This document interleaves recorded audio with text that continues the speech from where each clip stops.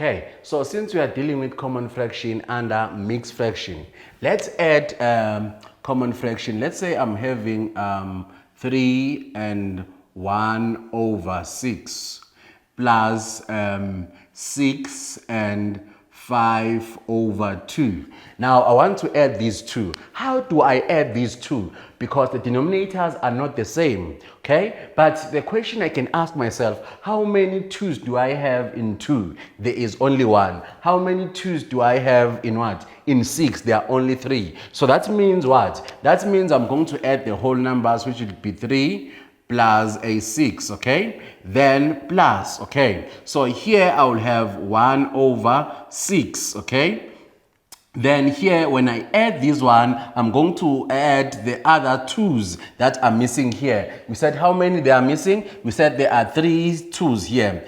Here, there's only 1. That means I'm going to have 5 over 2 multiplied by 3 over 3. Okay, so, okay, let's check. 3 plus 6 will give us a 9. Then plus. Then we have 1 over 6 plus 3 times 5 will give us a 15. Then 3 times 2 will give us a 6. Now the denominators are the same. Since they are the same, I can simply take one denominator, which will be 6, then add the numerators, okay? Okay, if I add the numerators and then we bring down the whole number. So we have 1 plus 15. What is 1 plus 15? It's going to give us 16 over 6. Then it's plus a 9. Then my question will be, how many 6 do I have in a 16? That is 6 and it is 12. I can't continue because there's no 18. So there are 2. So this means it will be 2 and the remainder will be what? Will be 4 over 6. Then here I'll have what? 9.